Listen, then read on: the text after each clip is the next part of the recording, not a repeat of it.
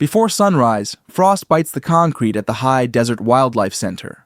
A young bobcat compresses into shadow, ink-tipped tail, trembling ear tufts, not moving, disappearing.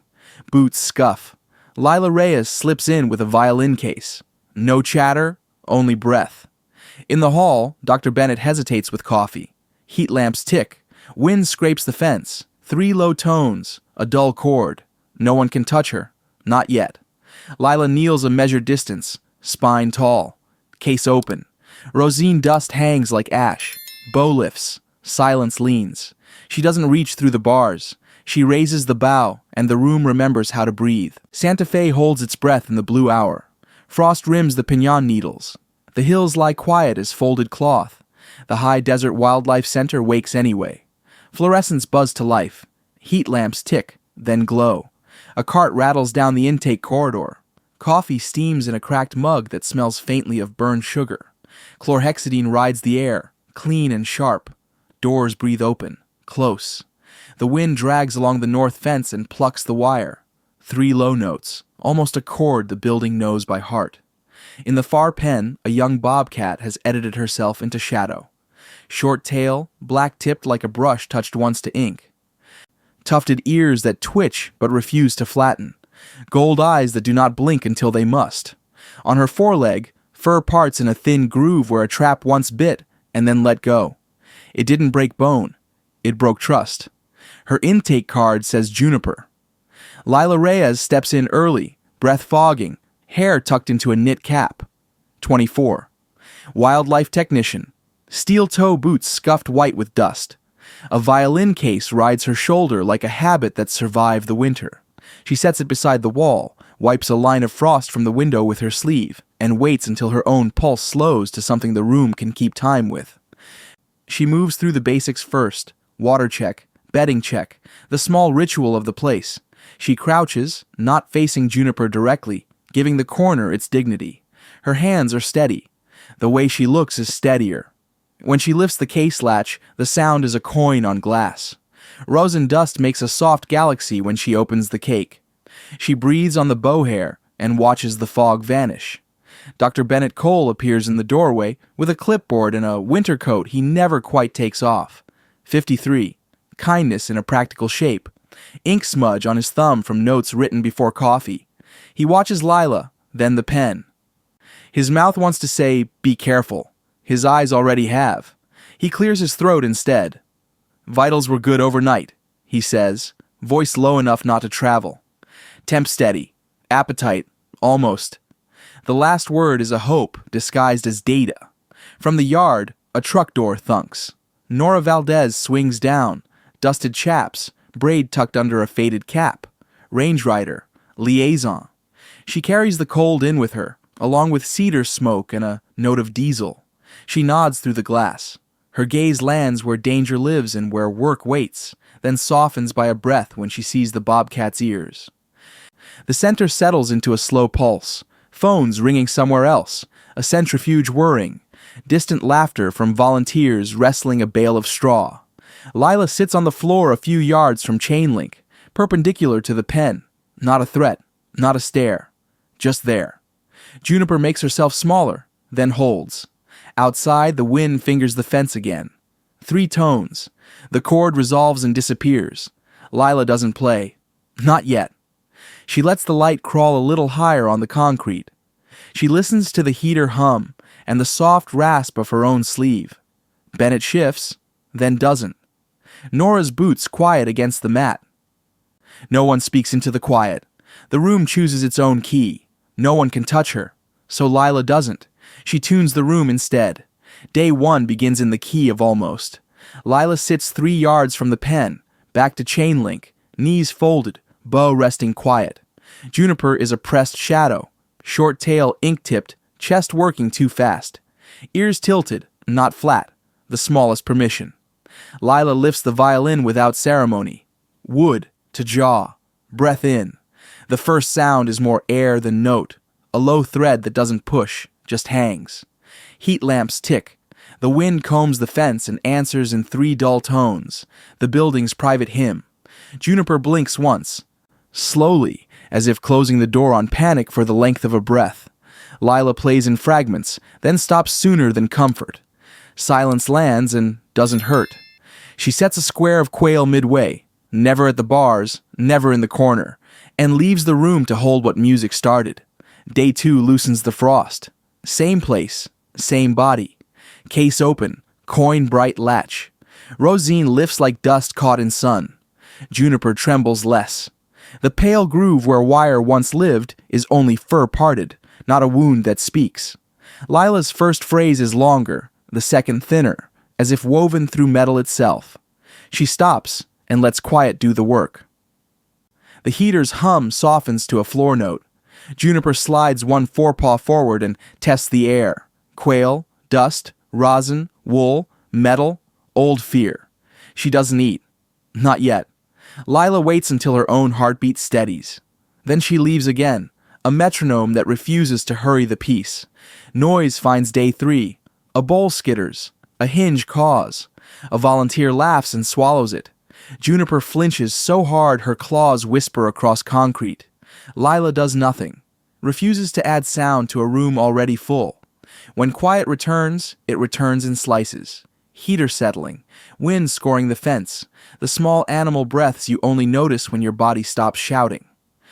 Lila places quail at the same halfway mark and turns her face away, a courtesy she's learned from watching birds work a feeder. Juniper noses the air, steps one paw's worth, freezes, retreats. Lila logs the courage, not the retreat. Heat seems to linger where the paw had been, as if bravery leaves a print.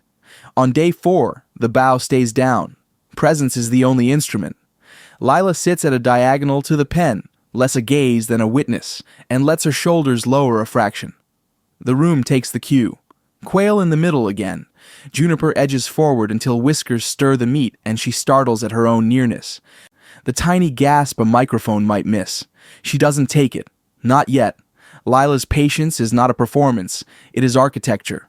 Wind patrols the yard on day 5, finds the old wire cord, hums 3 low notes.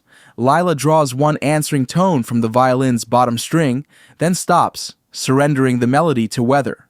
Juniper blinks twice. Slow, her ears split. Half on Lila, half on world. And that division is the first map of trust.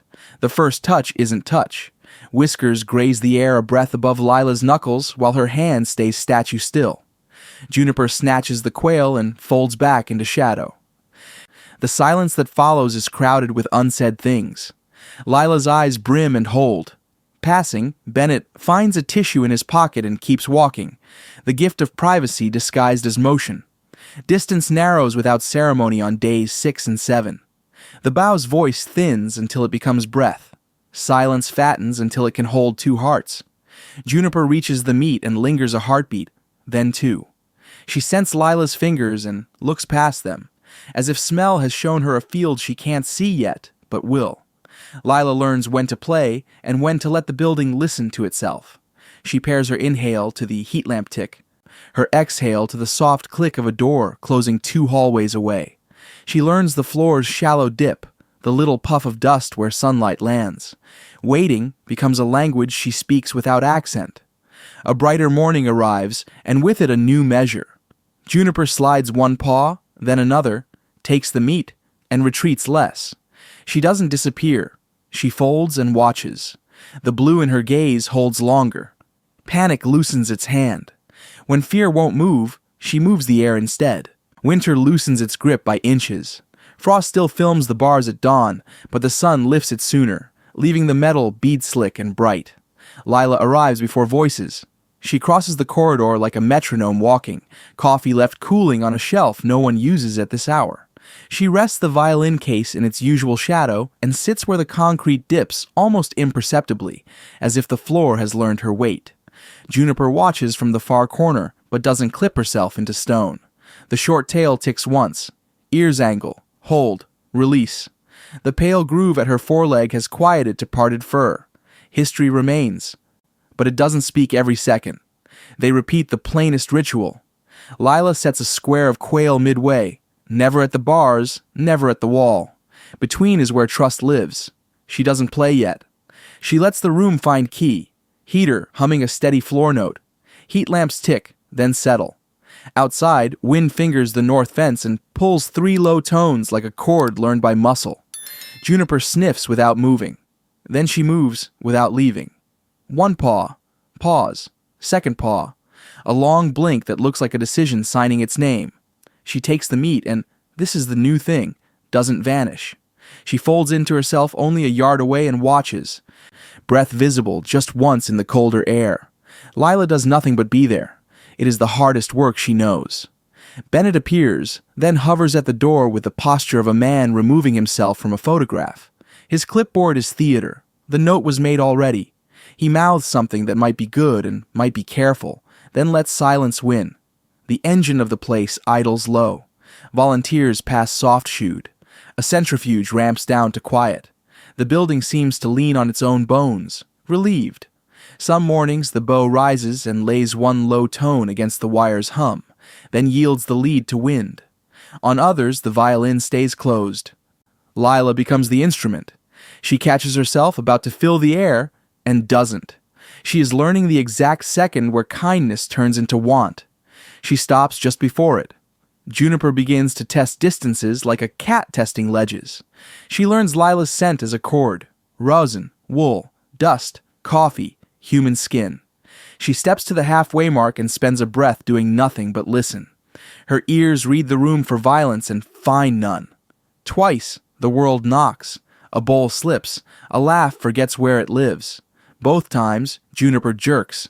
Both times Lila holds the line. Breath steady. Gaze softened to one side. Stillness becomes architecture again. The structure holds. From the yard, Nora passes with a bale across her arms. She glances through the glass and taps 2 fingers once. Hello, then gone. Later she leaves a bundle of cedar boughs near the threshold for scent and texture and does not cross it. Not her conversation today. The first warmth on skin happens almost by accident. Juniper leans for the meat, and her breath fogs Lila's knuckles. The smallest weather front. Lila lets the heat land. No flinch. No smile that would draw the world's attention. Tears rise and sit like glass at the rim of her lashes, refusing to fall as if falling would break the spell. Passing. Bennett drops a tissue by her boot and keeps walking, a magician hiding kindness up his sleeve. The room learns the choreography. Someone sticks felt on the whining door. A paper sign appears. Quiet hours. Healing in progress. No letterhead. Absolute authority. The fluorescent hum seems to step back. Even when Lila is late one morning, the center holds the shape she set. Rhythm has sunk into concrete. The distance narrows by fractions and refuses spectacle. Lila begins offering meat on her open palm. She changes nothing about her posture.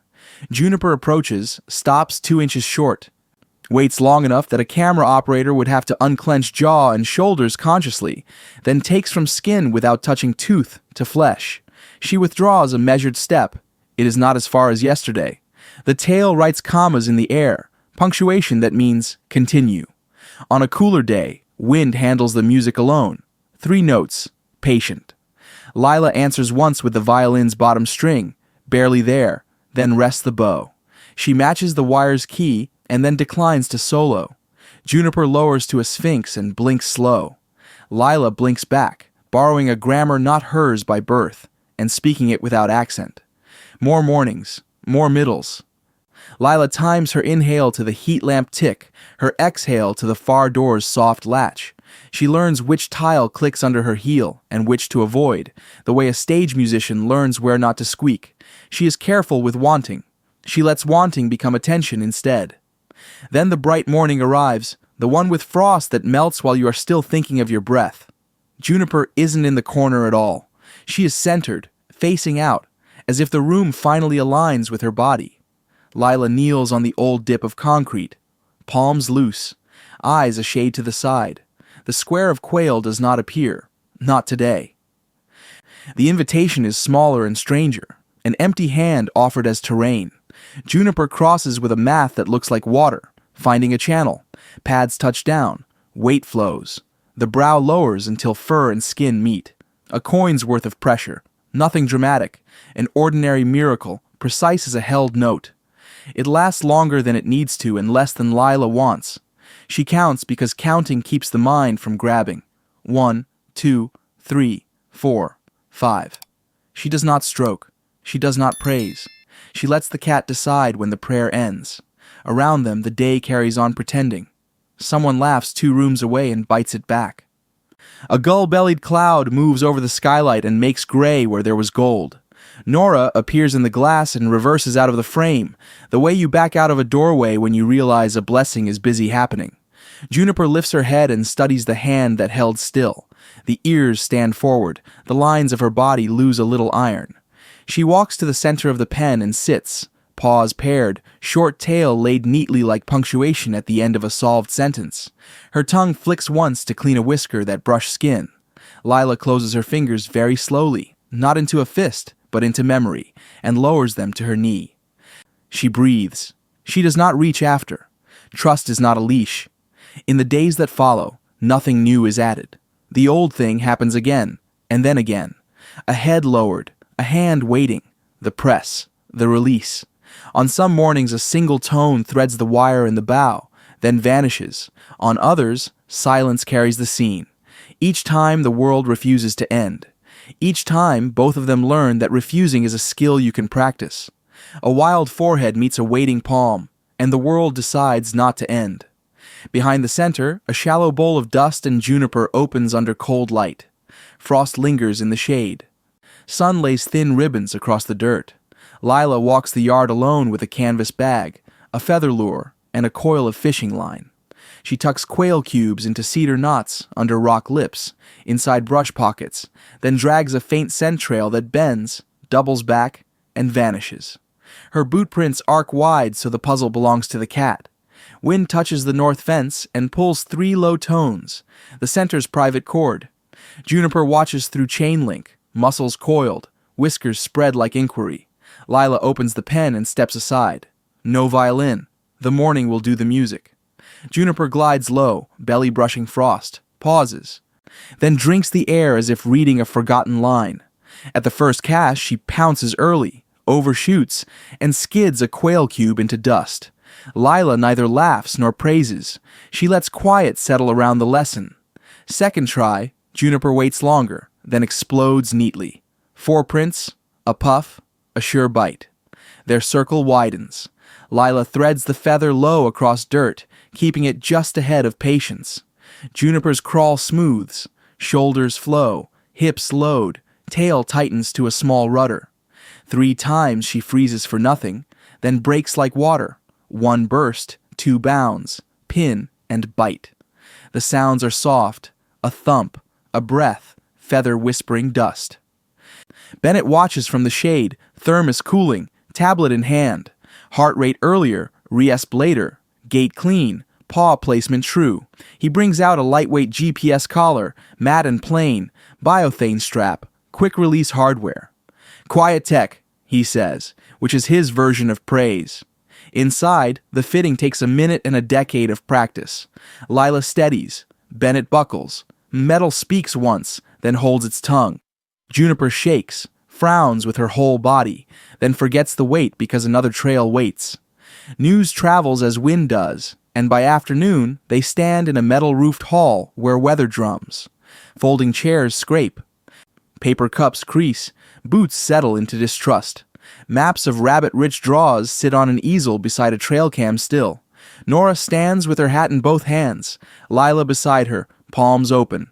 A rancher says, "Cats are cats," and the room agrees with shifting boots. "Yes," Lila answers, calm as a table. "And bobcats here hunt rabbits." She slides a photo forward. Juniper low in profile, ear tilted to brush. She taps a shaded draw on the map, here and here. No calves taken. A woman with a silver braid asks how long the collar stays. Bennett answers like a tool, handed gently. Long enough to know she's hunting. Not long enough to make her remember us. The roof pops with wind. Outside, the fence resumes its 3-note drone. Liability comes up. Nora says she rides those north pastures weekly, and rabbits are thinning where the cat works. Not approval. Weather changing a degree. Lila offers 1 clip. Patient stillness, then the clean burst toward a twitch in grass. No score, only wire and wind. Chairs scrape back without argument. A few nods are almost permission. Evening returns them to work. Lila resets the yard, caches tucked, trails braided, featherline coiled. She walks the fence until the wire sings its 3 tones and fades. She does not lift the bow. The world keeps its own music.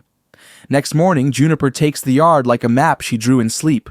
Collar quiet at her neck, she picks a line through shadow and scrub, melts to stillness, then answers the moment with speed.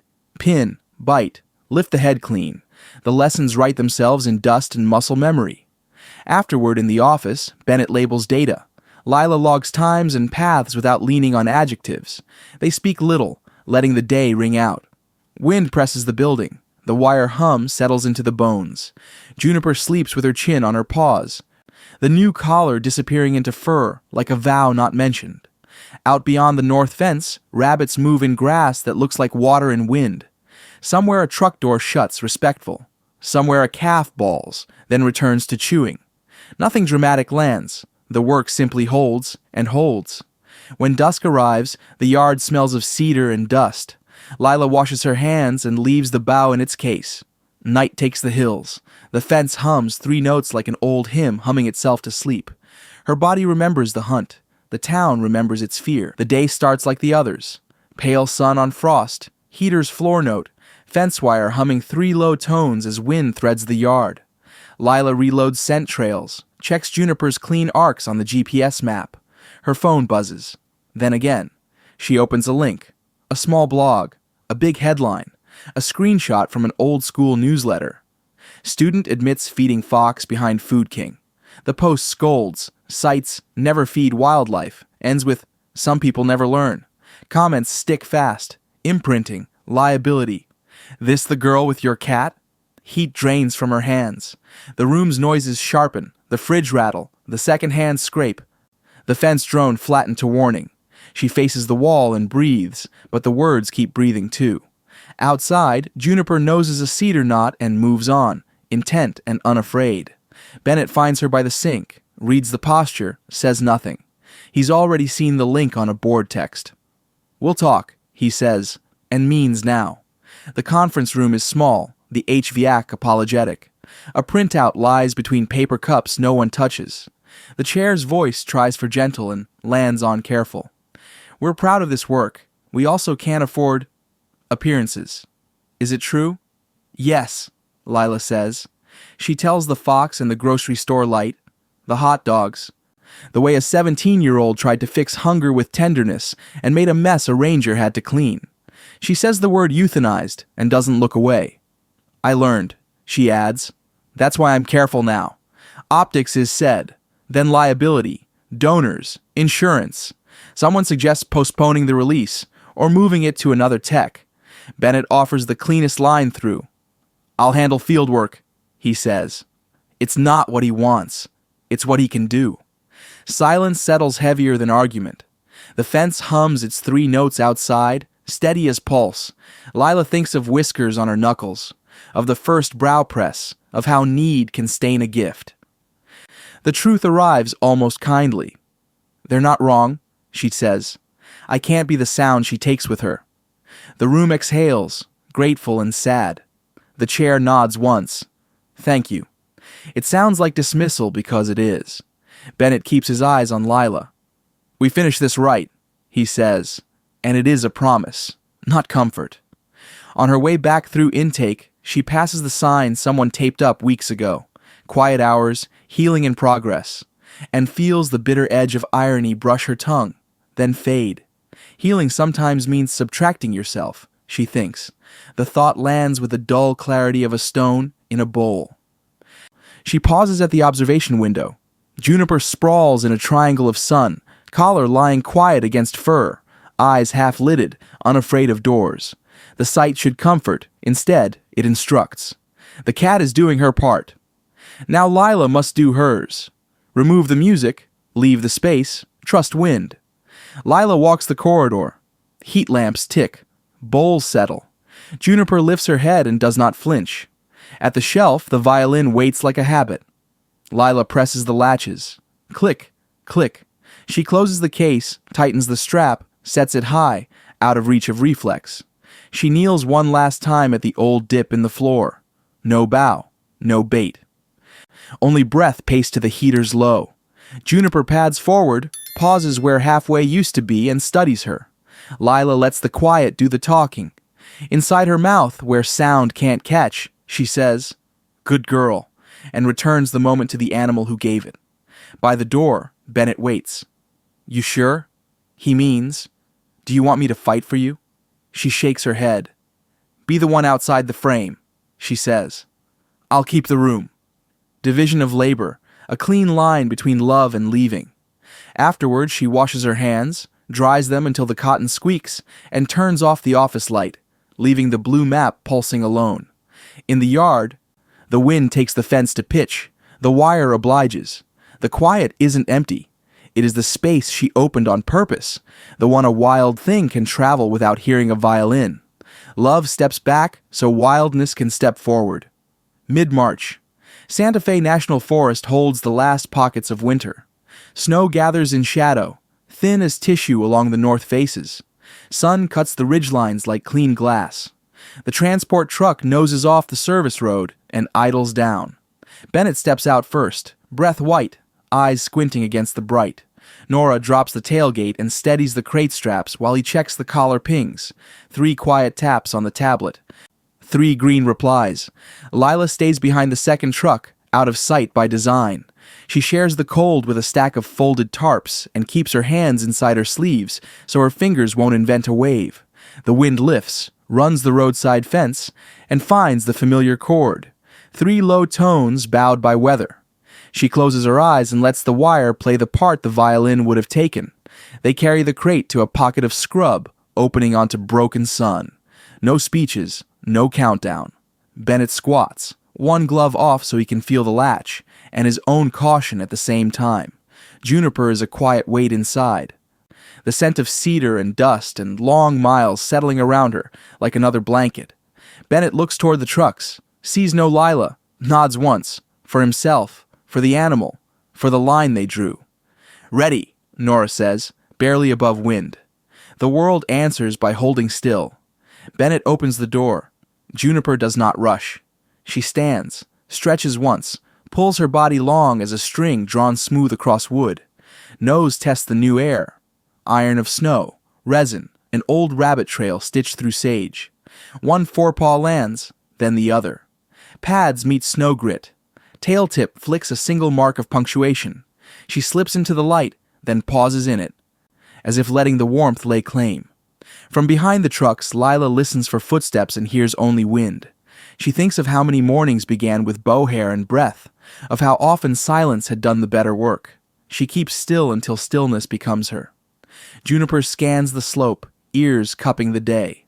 The collar lies quiet against her neck, promising only to speak to sky. She walks a few yards and stops at the shadow snow seam, prints crisp as stamps. The camera catches her in profile, muscle under winter coat, eyes level, a body choosing. She turns, not toward Lila, who is not a choice here, but toward the draw that smells like water and rabbits and rightness. Bennett's shoulders fall. He exhales a single careful breath, as if blowing dust from a glass slide. Juniper moves again, motion gathering like a sentence finally sure of itself. Brush takes her stripes and spots and eats them in one slow bite. A last glint of the collar's edge, a last flick of ink-tipped tail, then only sage, snow, and light remain. The wind resumes its chord across the wire. Lila listens until the notes thin to nothing. She does not step out. She does not call after. Nora lifts the empty crate, folds the straps, and turns them into rope. Bennett closes the latch and touches the warm spot where the hinge moved. Behind the trucks, Lila rests her palm flat on steel until her pulse slows. She leaves with nothing to follow but the wind. Weeks unspool without spectacle.